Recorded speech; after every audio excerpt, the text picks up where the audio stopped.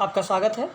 आशा करते हैं कि आप सभी लोग अच्छे होंगे और जो वीडियो पब्लिश किया जा रहा है उसे आप लोग ज़रूर देख रहे होंगे। आज हम लोग बात करने जा रहे हैं जो लगातार प्रतिदिन टेस्ट सीरीज हो रही है, विगत वर्ष के प्रश्न पत्र को हल कराया जा रहा है। उसी क्रम में आज देखेंगे यूपीएचईएससी असिस्टेंट प्रोफेसर के विगत वर्ष का जो प्रश्न पत्र था उसी के आधार पर यहाँ पर कुछ प्रश्न आप देखेंगे। साथ ही यूजीसी नेट जेआरएफ जून 2023 के लिए जो लोग लगे हुए हैं या किसी भी स्टेट के असिस्टेंट प्रोफेसर के लिए आप तैयारी कर रहे हैं तो आपके लिए यह टेस्ट सीरीज बहुत ही महत्वपूर्ण रहेगी। विस्तृत हल के साथ आपको बताया जाएगा। यदि आप चैनल पर नए हैं तो चैनल को सब्सक्राइब कर लीजिए ताकि जो भी वीडियो पब्लिश किया जाए उसका नोटिफिकेशन आपको मिल सके। और बीच बीच में वीडियो पब्लिश किए जाते हैं टेस्ट सीरीज के ताकि आप उन्हें देख सकें।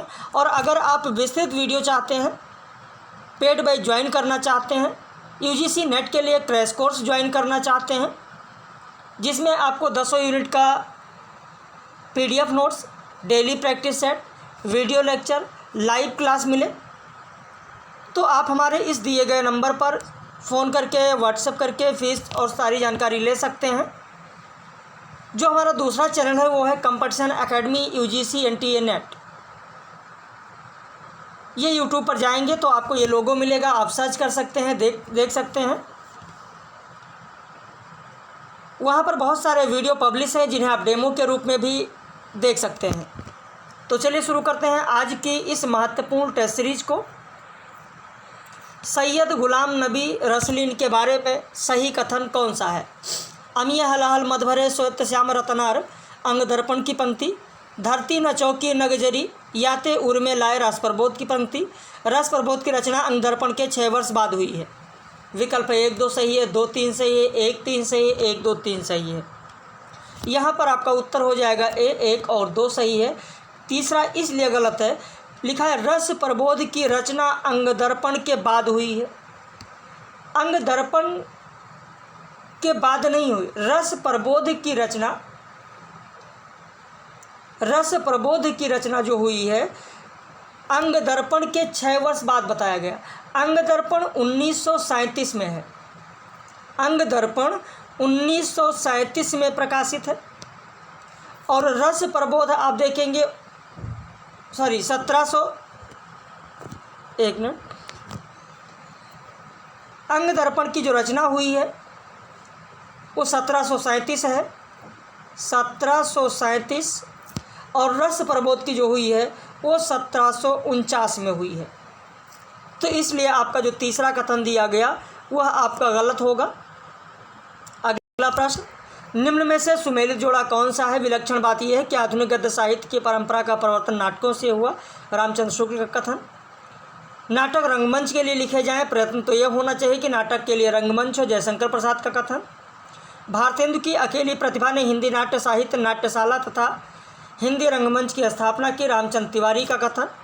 विकल्प 1 2 2 3 1 3 1 2 3, तो आपका उत्तर हो जाएगा डी, 1 2 3 तीनों कथन सही हैं।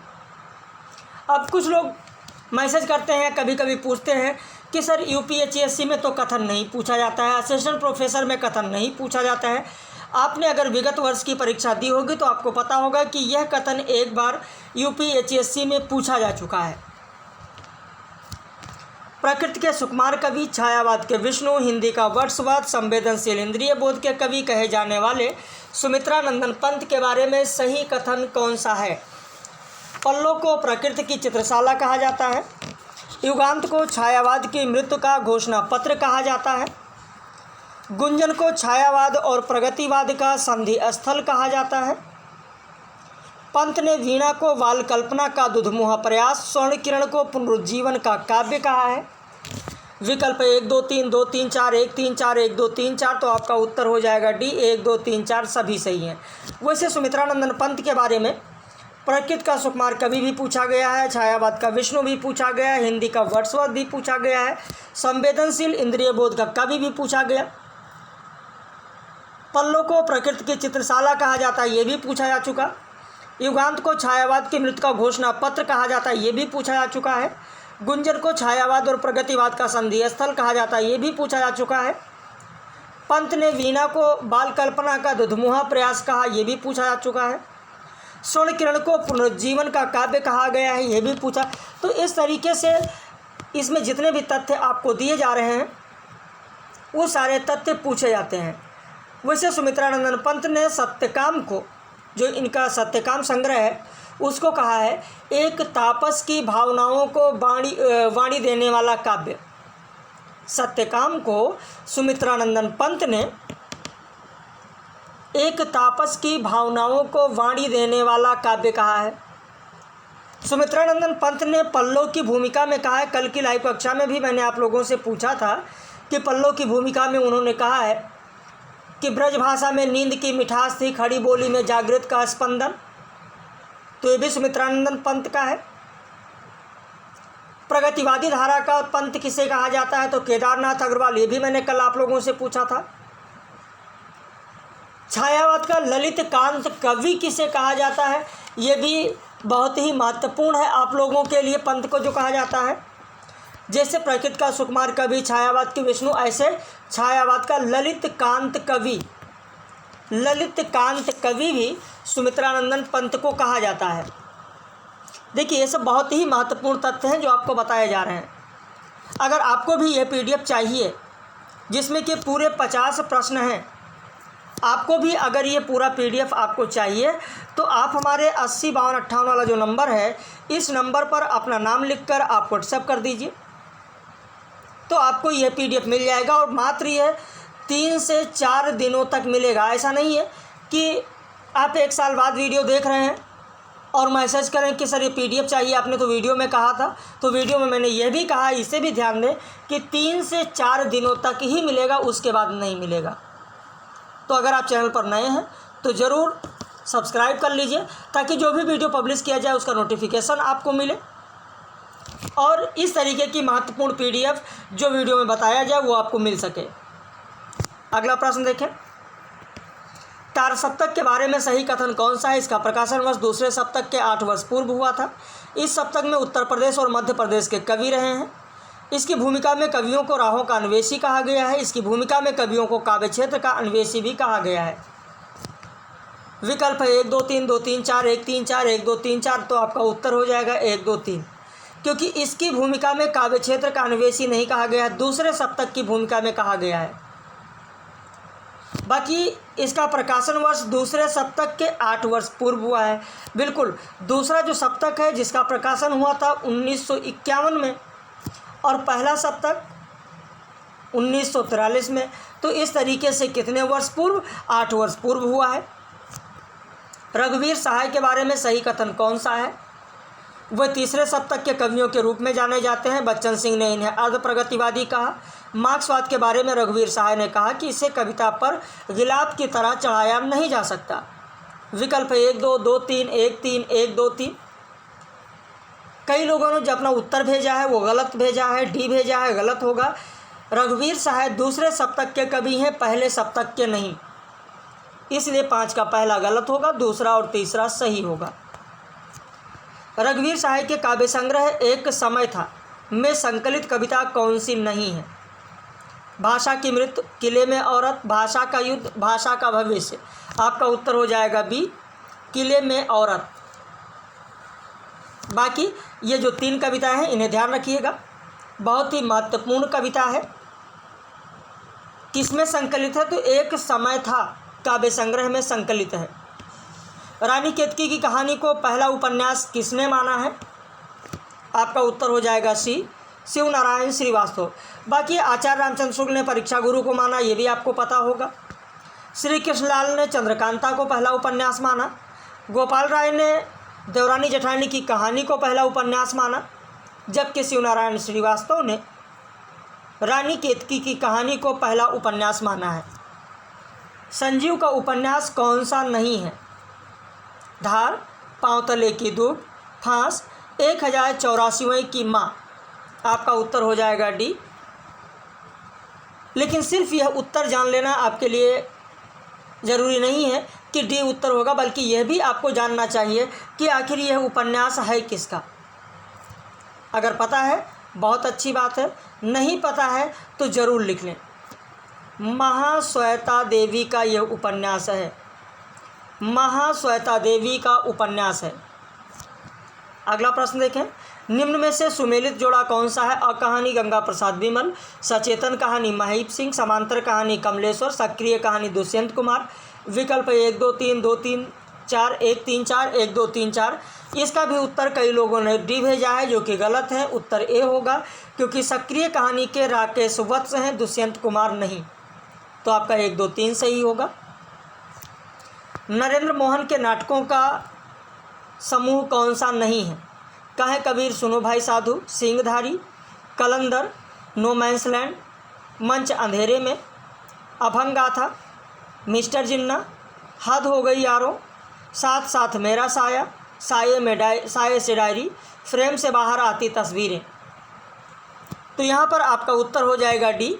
यह भी रचनाएं नरेंद्र मोहन की हैं। अब कुछ लोग कहेंगे सर साथ साथ मेरा साया ये भी तो नरेंद्र मोहन का है, साये से डायरी ये भी नरेंद्र मोहन का है, फ्रेम से बाहर आती तस्वीरें ये भी नरेंद्र मोहन का है। बिल्कुल आप सही कह रहे हैं, नरेंद्र मोहन का है। लेकिन मैंने पूछा नाटकों का समूह कौन सा नहीं है, तो डी होगा, क्योंकि ये जो समूह दिया गया ये नाटकों का समूह नहीं है। ये है संस्मरण है और डायरी है। संस्मरण और डायरी है, ना कि नाटक। संस्मरण और डायरी विधा की रचनाएं हैं। संस्मरण और डायरी विधा की रचनाएं नाटक नहीं है। कहे कबीर, सुनो भाई साधो नाटक है, सिंहधारी नाटक है, कलंदर नाटक है, नो मैंस लैंड नाटक है, मंच अंधेरे में नाटक है, अभंग गाथा नाटक है, मिस्टर जिन्ना नाटक है, हद हो गई यारो नाटक है। लेकिन साथ साथ मेरा साया, साये से डायरी, फ्रेम से बाहर आती तस्वीरें यह नाटक नहीं है। हाँ, रचना नरेंद्र मोहन की जरूर है। अस्कर वजाहत को किस नाटक पर व्यास सम्मान प्राप्त है? आपका उत्तर हो जाएगा ए, महाबली। वैसे ये चार के चारों नाटक आप देखेंगे तो असगर वजाहत के ही हैं, लेकिन किस नाटक पर व्यास सम्मान मिला है? तो महाबली पर। विभू कुमार का कथा संग्रह कौन सा है? सही आदमी की तलाश, कहे ईसा सुने मूसा, तालों में बंद प्रजातंत्र, हवाओं का विद्रोह। आपका उत्तर हो जाएगा ए। हाँ, अब आप ये भी कहेंगे कि विभू कुमार का सर की रचना ये भी है, कहे ईसा सुने मूसा, ताले में बंद प्रजातंत्र, हवाओं का विद्रोह। बिल्कुल विभू कुमार का ही है, लेकिन ये तीन की तीनों रचनाएं आप देखेंगे नाटक हैं। मैंने पूछा है कथा संग्रह कौन सा है, तो कथा संग्रह होगा ए, सही आदमी की तलाश। राजेश जैन का उपन्यास विधा की रचना कौन सी है? आपका उत्तर हो जाएगा डी, गीली धूप उपन्यास विधा की रचना है। जबकि राजेश जैन का घर अनार मोहल्ला बीमार ये एक व्यंग है। अंधी रोशनी राजेश जैन का है, यह कथा संग्रह है। वायरस राजेश जैन का नाटक है, जबकि गीली धूप उपन्यास है। और मैंने आपसे उपन्यास विधा ही पूछा है, जल्दबाजी करेंगे तो प्रश्न टेस्ट सीरीज में गलत हो जाएगा। इसलिए जो शब्द दिए गए उन शब्दों पर जरूर आपका ध्यान होना चाहिए। नाट्य रासक के बारे में सही कथन कौन सा है? यह एक प्रकार का उपरूपक दृश्य काव्य होता है। इसका नायक उदात्त और उपनायक पीठ मर्द होता है। भारतेंदु का भारत दुर्दशा एक नाट्य रासक है। विकल्प है 1 2 2 3 1 3 1 2 3। आपका उत्तर हो जाएगा डी, 1 2 3 तीनों सही हैं। ध्रुव स्वामिनी नाटक में शिखर स्वामी का कथन कौन सा है? मेघ संकुल आकाश की तरह जिसका भविष्य घिरा हो, उसकी बुद्धि को तो बिजली के समान चमकना ही चाहिए। जीवन विश्व की संपत्ति है, प्रमाद से, क्षणिक आवेग से या दुख की कठिनाइयों से उसे नष्ट करना तो नहीं, ठीक तो नहीं। सौभाग्य और दुर्भाग्य मनुष्य की दुर्बलता के नाम है। मैं तो पुरुष को ही सबका नियामक समझता हूँ। स्त्रियों का स्नेह विश्वास भंग कर देना कोमल तंतु को तोड़ने से भी सहज है। अब इसमें शिखर स्वामी का कथन कौन सा है? ये चार के चारों कथन ध्रुव स्वामिनी नाटक से जरूर हैं, लेकिन शिखर स्वामी का कथन कौन सा है? तो आपका उत्तर हो जाएगा ए। लेकिन अब आपके मन में सवाल उठता होगा कि बाकी के जो 3 कथन दिए गए यह किसके हैं ध्रुव स्वामिनी नाटक में? तो ये जो बी में कहा गया ये चंद्रगुप्त का कथन है। चंद्रगुप्त ने कहा है। चंद्रगुप्त का कथन है। सौभाग्य और दुर्भाग्य मनुष्य की दुर्बलता के नाम है, मैं तो पुरुष को ही सबका नियामक समझता हूँ। यह शकराज का कथन है। शकराज का कथन है। स्त्रियों का स्नेह विश्वास भंग कर देना कोमल तंतु को तोड़ने से भी सहज है, यह कथन है मिहिरदेव का। मिहिरदेव का कथन है। तो अब तो समझ में आ गया होगा कि चारों कथन के बारे में आपको। विद्यानिवास मिश्र का निबंध कौन सा है? आपका उत्तर हो जाएगा बी, हल्दी दूब। बाकी विषाद योग है, लंका की एक रात है, ये कुबेरनाथ राय का है। वहीं विचार प्रवाह हजारी प्रसाद द्विवेदी का है। अशोक के फूल, कल्पलता, तो ये सब आप देखेंगे हजारी प्रसाद द्विवेदी का है, लेकिन विद्यानिवास मिश्र का है हल्दी दूब। निम्न में से आत्मकथाओं का सुमेलित जोड़ा कौन सा है? मुर्दैया तुलसीराम की आत्मकथा, रमणिका गुप्ता का पहुदरी, रजनी तिलक का अपनी जमी अपना आसमां। बिल्कुल तीनों सुमेलित हैं। आपका उत्तर हो जाएगा डी, 1, 2, 3। निम्न जीवनी और जीवनीकार का सुमेलित जोड़ा कौन सा है? प्रेमचंद घर में शिवरानी देवी, स्मृति के झरोखे में बिंदु अग्रवाल, मिला तेज से तेज सुधा चौहान। आपका उत्तर हो जाएगा डी, 1, 2, 3, तीनों सही हैं। भरत मुनि के रस सूत्र की व्याख्या सिद्धांत दर्शन निष्पत्ति का सुमेलित जोड़ा कौन सा है? भट्टलोल्लट का दर्शन है मीमांसा, सिद्धांत है उत्पत्तिवाद या आरोपवाद, निष्पत्ति को उत्पत्ति इन्होंने कहा। और किसमें माना रस की उत्पत्ति? अनुकार्य में। ऐसे शंकुक का दर्शन न्याय, सिद्धांत अनुमिति, निष्पत्ति को अनुमिति माना और इसका प्रारंभ अनुकर्ता में माना। भट्टनायक का दर्शन है सांख्य, सिद्धांत है भुक्तिवाद या भोगवाद, निष्पत्ति का अर्थ भुक्ति माना और रस की उत्पत्ति प्रेक्षक में माना। अभिनव गुप्त का दर्शन है शैव दर्शन, सिद्धांत है अभिव्यक्तिवाद, निष्पत्ति का अर्थ अभिव्यक्ति माना और रस की उत्पत्ति सामाजिक में माना। विकल्प है 1, 2, 3, 2, 3, 4, 1, 3, 4, 1, 2, 3, 4। तो आपका उत्तर हो जाएगा डी, 1, 2, 3, 4 सभी सही हैं। रस सूत्र के व्याख्या में संयोग के तहत व्यंग व्यंजक भाव किसमें माना गया है? आपका उत्तर हो जाएगा बी, अभिव्यंजनावाद।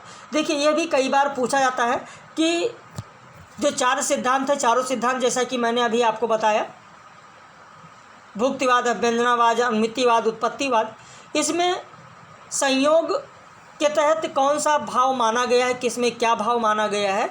तो अभिव्यंजनावाद के तहत व्यंग व्यंजक माना गया, जबकि भुक्तिवाद के तहत भी ध्यान रखिए भोज्य भोजक भाव माना गया।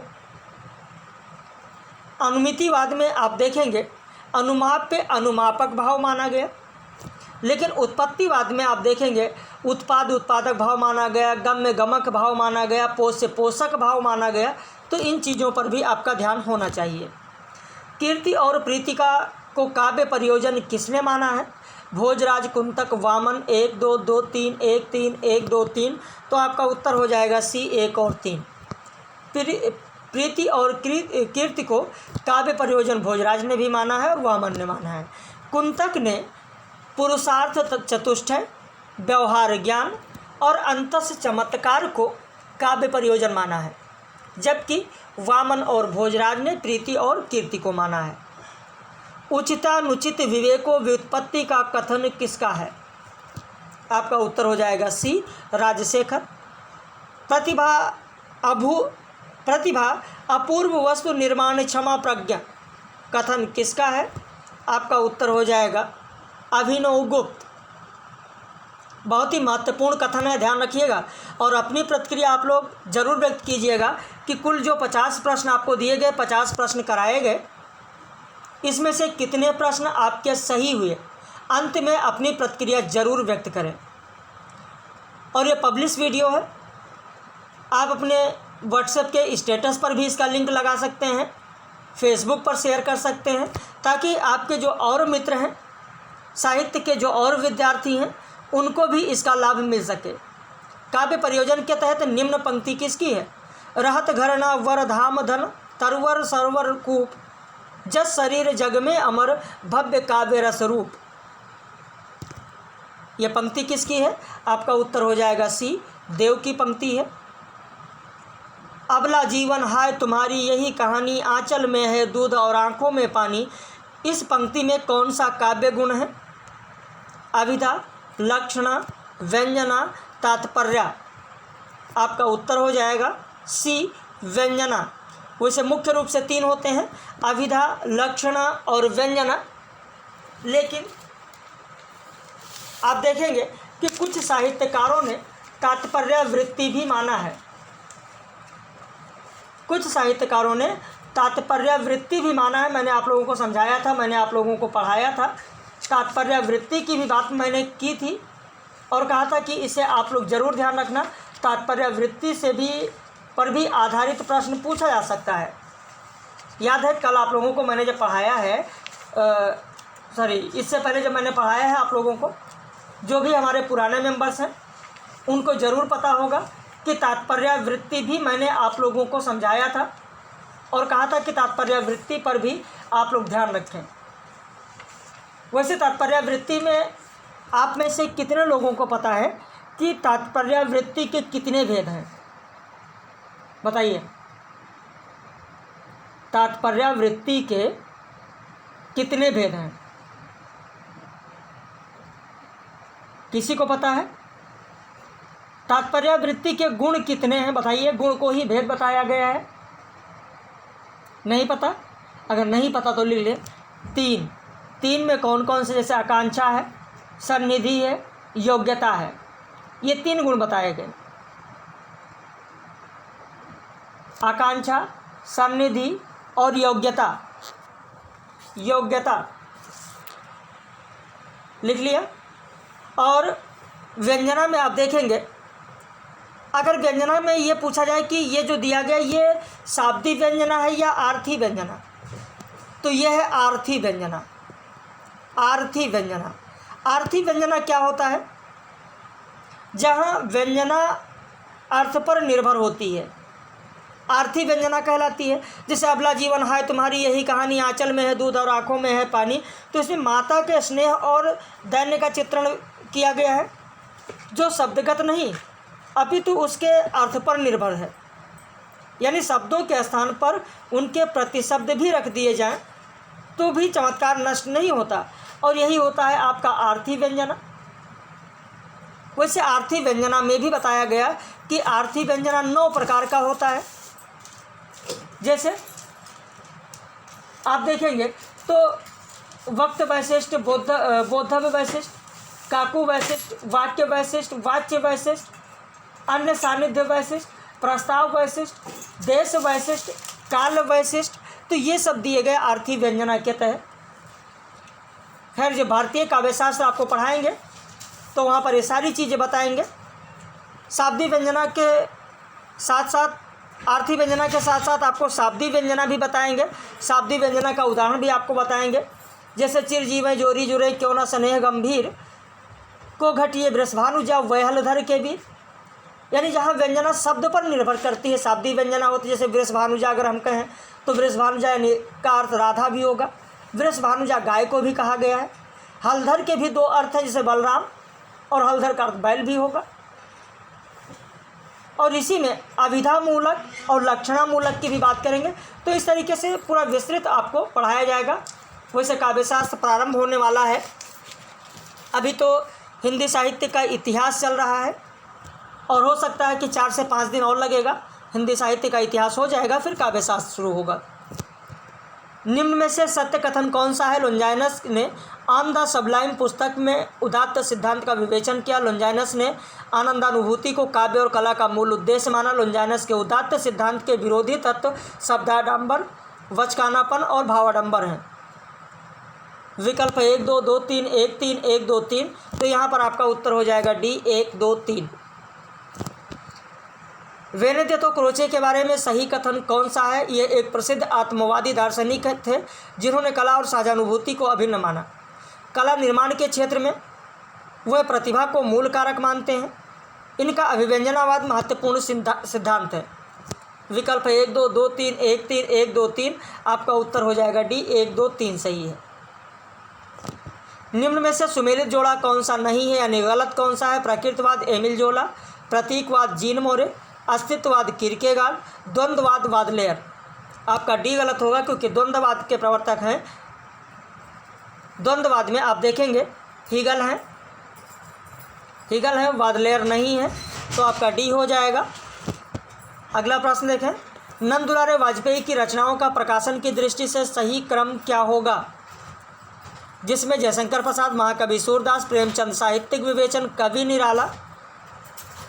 तो यहाँ पर उत्तर दिया गया है 1 2 3 4, 1 4 3 2, 1 3 4 2, 1 2 4 3, जिसमें से सही होगा आपका ए, क्योंकि जयशंकर प्रसाद जो रचना इनकी है नंद दुलारे वाजपेयी की, जिसका प्रकाशन है 1939, महाकवि सूरदास 1953, प्रेमचंद साहित्यिक विवेचन 1954, कवि निराला 1965।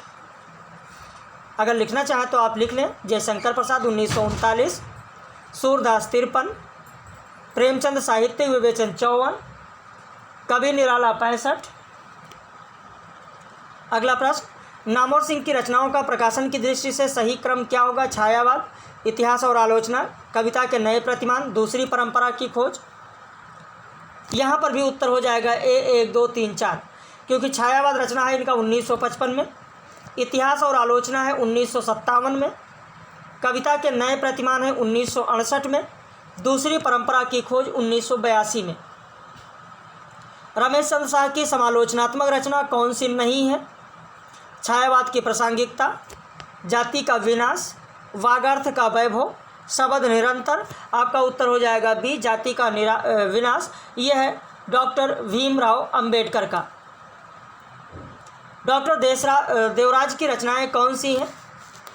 साहित्य चिंता, आधुनिक साहित्य की प्रवृत्तियां, छायावाद का पतन, साहित्य और संस्कृति। विकल्प 1 2 3 2 3 4, 1 3 4, 1 2 3 4। तो यहाँ पर आपका उत्तर हो जाएगा सी 1 3 4, दूसरा नहीं है। आधुनिक साहित्य की प्रवृत्तियाँ, यह नामवर सिंह का। कहीं पर लिखना चाहें तो लिख लें, नामवर सिंह। आधुनिक साहित्य की प्रवृत्तियाँ रचना है नामवर सिंह की, लिख लें नामवर सिंह। बाकी साहित्य चिंता, छायावाद का पतन, साहित्य और संस्कृति, यह रचना है डॉक्टर देवराज की। अगला प्रश्न देखें, निम्न दलित आत्मकथाओं का सुमेलित जोड़ा कौन सा है? शिकंजे का दर्द, सुशीला टैगोर, जूठन ओम प्रकाश वाल्मीकि, मेरा बचपन मेरे कंधों पर, शिवराज सिंह बेचैन, बलूत ममता पवार। विकल्प 1 2 3 2 3 4, 1 3 4, 1 2 3 4। यहाँ पर आपका उत्तर हो जाएगा ए 1 2 3, क्योंकि बलूत ममता पवार का नहीं है। बलूत ममता पवार का नहीं है, किसका है? कितने लोगों को पता है? आप में से जितने लोग देख रहे हैं वो बताएं कि किसका है। भाई आप लोग अपनी प्रतिक्रिया जरूर व्यक्त किया करें, इसीलिए आप लोगों से पूछा जाता है। नहीं पता है तो लिख लें, ममता पवार का नहीं है, दया पवार का है। दया पवार, ममता पवार का नहीं है, दया पवार का है।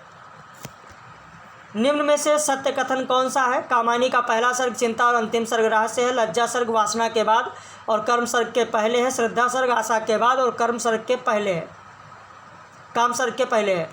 विकल्प 1 2 2 3 1 3 1 2 3। तो यहाँ पर कई लोगों ने उत्तर डी लगाया, शायद जल्दबाजी में लोगों ने गलत किया है, जबकि उत्तर हो जाएगा बी 2 और 3 सही है, क्योंकि पहला सर्ग तो सही है लेकिन अंतिम सर्ग आनंद है, रहस्य नहीं है, इसलिए आपका पहला गलत होगा, दूसरा तीसरा सही होगा। सरस्वती पत्रिका के संपादक कौन थे? संस्थापक कौन थे? आपका उत्तर हो जाएगा संस्थापक में चिंतामणि थे। बाद में महावीर प्रसाद द्विवेदी ने इसे खैर आगे बढ़ाया, लेकिन महावीर प्रसाद द्विवेदी से पहले थे श्याम सुंदर दास। जगन्नाथ दास भी इसके संपादक रहे हैं, लेकिन संस्थापक पूछा गया तो आपका उत्तर हो जाएगा चिंतामणि। रसिक संप्रदाय पुस्तक किसकी है? वासुदेव शरण अग्रवाल, चंद्रबली पांडे, भगवती प्रसाद सिंह, नामवर सिंह, आपका उत्तर हो जाएगा सी, भगवती प्रसाद सिंह। रसिक संप्रदाय भगवती प्रसाद की रचना है। डॉक्टर धर्मवीर की आलोचनात्मक रचना कौन सी है? प्रेमचंद सामंत का मुंशी, प्रेमचंद की नीली आंखें, प्रेमचंद विरासत का सवाल। विकल्प है 1 2 2 3 1 3 1 2 3। तो यहाँ पर उत्तर हो जाएगा 1 2, क्योंकि प्रेमचंद विरासत का सवाल यह है शिव कुमार का। वैसे आप लोगों को याद होगा, जो भी हमारे पेड मेंबर्स हैं उन्हें ज़रूर पता होगा कि व्हाट्सएप के स्टेटस पर आपने देखा होगा, स्टेटस पर प्रेमचंद के बारे में जितनी भी आलोचनात्मक रचनाएं हैं और जिन जिन लोगों ने लिखा है, वो सभी रचनाएं एक साथ एक पेज में आपको स्टेटस पर भेज दी गई थी, जहां पर प्रेमचंद सामंत का मुंशी, प्रेमचंद की नीली आंखें, प्रेमचंद विरासत का सवाल, ये सारी चीज़ें मैंने आप लोगों को दिया है। उसमें एक नहीं बहुत सारी रचनाएं हैं। उसमें आप देखेंगे प्रेमचंद और उनका युग जो रामविलास शर्मा ने लिखा वो भी मैंने दिया। प्रेमचंद का जीवन जो कमल किशोर गोयनकार ने लिखा वो भी उसमें है। प्रेमचंद का सौंदर्य साथ नंद किशोर नवल ने लिखा वो भी है। प्रेमचंद का पुनर्मूल्यांकन शंभुनाथ सिंह ने लिखा वो भी है। तो इस तरीके से आप देखेंगे 7 रचनाएं वहाँ पर हैं जो मैंने आप लोगों को स्टेटस पर दिया है। रामविलास शर्मा की रचनाएं कौन सी हैं? भाषा और समाज, नई कविता और अस्तित्ववाद, भारत में अंग्रेजी राज और मार्क्सवाद। तो यहाँ पर आपका उत्तर हो जाएगा डी, 1 2 3 तीनों सही हैं। नई कविता परंपरा का तिरस्कार है और नई कहानी परंपरा का विस्तार। कथन किसका है? विकल्प में है शैलेश मटियानी, राजेंद्र यादव, कमलेश्वर, महीप सिंह। आपका उत्तर हो जाएगा यहाँ पर बी, राजेंद्र यादव का यह कथन है। यशपाल की कहानियों का प्रकाशन की दृष्टि से सही अनुक्रम क्या होगा? ज्ञानदान, फूलों का कुर्ता, खच्चर और आदमी, भूख के 3 दिन। उत्तर हो जाएगा आपका ए, 1 2 3 4। ज्ञानदान होगा 1943 में, कहीं लिखना चाहें तो लिख लें। फूलों का कुर्ता है 1949 में, खच्चर और आदमी 1965 में, भूख के 3 दिन 1968 में। मधुलिका किस कहानी की पात्र है? आपका उत्तर हो जाएगा बी, पुरस्कार कहानी की पात्र है। प्रवासी कहानीकार कौन है? उत्तर हो जाएगा आपका बी, तेजेंद्र शर्मा। तेजेंद्र शर्मा। देवी प्रसाद वर्मा ने पहली कहानी किसे माना है? आपका उत्तर हो जाएगा डी, 1 टोकरी भर मिट्टी। पुनर्नवा उपन्यास का पात्र कौन नहीं है? महामाया, देवराज, मृणाल, मंजुला। आपका उत्तर हो जाएगा ए, महामाया। वैसे पुनर्नवा जब मैंने आप लोगों को पढ़ाया है, जो पुराने मेंबर्स हैं उनको ज़रूर याद होगा। पुनर्नवा से मैंने कई महत्वपूर्ण कथन भी दिया है। पुनर्नवा अगर आपके पास होगा तो उसमें जो भाग 16 दिया गया है, उस 16वें भाग में आप देखें जहां आचार्य पद का कथन दिया गया है वो प्रारंभ में ही दे दिया गया है पुनर्नवा में, कि अगर निरंतर व्यवस्थाओं का संस्कार और परिमार्जन नहीं होता रहेगा तो एक दिन व्यवस्थाएं तो टूटेंगी ही, अपने साथ धर्म को भी तोड़ देंगी, अपने साथ धर्म को भी तोड़ देंगी। इसके अलावा जो पुनर्नवा मैंने पढ़ाया है तो उसमें बहुत सारा आपको महत्वपूर्ण जो कथन है वो भी मैंने बताया है। यहाँ तक कि उसमें जो एक महत्वपूर्ण कथन है वो भी मैंने आपको बताया कि त्रिपुर भैरवी माया है, त्रिपुर भैरवी माया है माँ। वो त्रिपुर सुंदरी के अहंकार की छाया है, धोखा है। अनेक जन्मों की विकट साधना से जब जग जननी संतुष्ट होती हैं तो नारी विग्रह देती हैं। वह स्वयं निषेध व्यापार रूपा है, अपने आप को मिटा देने की भावना का मूर्त विग्रह है। तो ये सारी चीज़ जो महत्वपूर्ण कथन है वो महत्वपूर्ण कथन मैंने आप लोगों को बताया है। सुमेर काका का जो कथन है, चंद्रमौली का जो कथन है, आर्यक का जो कथन है, ये सारे कथन मैंने आप लोगों को बताया है, जो कि बहुत ही महत्वपूर्ण है और जो पूछा जा सकता है परीक्षाओं में। उसके अलावा भट्टार्क की बात की गई, वसंत सेना की बात की गई, वसंत सेना का भी इसमें कथन है जो कि बहुत ही महत्वपूर्ण है, वो मैंने आप लोगों को बताया है। स्त्री का जीवन क्या है, तो दूध का कटोरा है। ये जो कथन है, ये भी कथन मैंने आप लोगों को बताया है, पूरा विस्तृत बताया है। तो खैर जब आगे पढ़ाएंगे तो पूरा आपको मिलेगा। किस उपन्यास में पंजाब की जीवन शैली का पूर्व विवरण मिलता है? अनित्य मृदुला गर्ग का, शेष यात्रा उषा प्रियंवदा का, जिंदगी नामा कृष्णा सोबती का, आमा चित्रा मुदगल का। तो आपका उत्तर हो जाएगा सी, जिंदगी नामा कृष्णा सोबती का। लेकिन एक चीज़ बिल्कुल भी आप लोग ना भूलें, अपनी प्रतिक्रिया जरूर व्यक्त करें कि जो इस टेस्ट सीरीज में 50 प्रश्न हैं, इस 50 प्रश्न में आपके कितने प्रश्न सही हुए, यह प्रतिक्रिया अपनी जरूर व्यक्त करें। और राजस्थान सेट में हमारे जो उत्तीर्ण अभ्यर्थी हैं उनको हार्दिक बधाई। वैसे रात में ही मैंने बता दिया था, 3-4 लोगों का मैसेज भी आया था मेरे पास। आप लोग भी पढ़ते रहें, मेहनत करते रहें। सुरंग में सुबह उपन्यास के लेखक कौन हैं? आपका उत्तर हो जाएगा सी, मिथिलेश्वर। लहरों के राजहंस नाटक का पात्र कौन नहीं है? आपका उत्तर हो जाएगा सी, विमला। अनग काव्य नाटक किसका है? अनग काव्य नाटक किसका है? आपका उत्तर हो जाएगा डी, मैथिली शरण गुप्त। लल्लू लाल की रचना कौन सी नहीं है? आपका उत्तर हो जाएगा सुख सागर। अज्ञे ने कुल कितने सप्तकों का प्रकाशन किया? उत्तर हो जाएगा सी। लेकिन एक चीज़ और, आपके पाठ्यक्रम में वयम रक्षाम उपन्यास है चतुर्सेन शास्त्री का। वयम रक्षाम के जो अध्याय हैं, उस अध्याय को आपको ज़रूर ध्यान रखना है, क्योंकि वयम रक्षाम का पहला अध्याय कौन सा है? वयम रक्षाम का अंतिम अध्याय कौन सा है?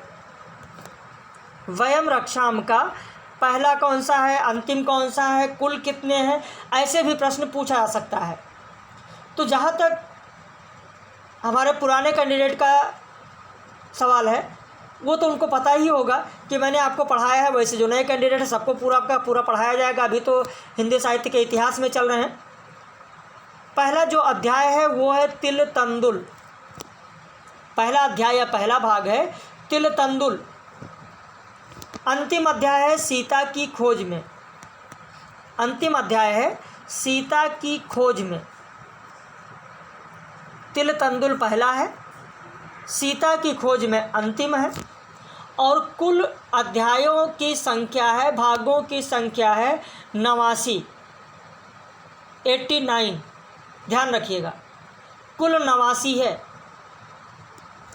यह बसंती उपन्यास की बात करें तो ऐसे बसंती उपन्यास में भी, यानी जो भी आपके पाठ्यक्रम में रचनाएं लगी हैं, जो भी विधाएं लगी हैं, चाहे वो कहानी हो, उपन्यास हो, नाटक हो, निबंध हो, संस्मरण हो, जीवनी हो, यात्रा वृत्तांत हो, रिपोर्टाज हो, सब पर पूरा विस्तृत हम लोग बात करते चलेंगे।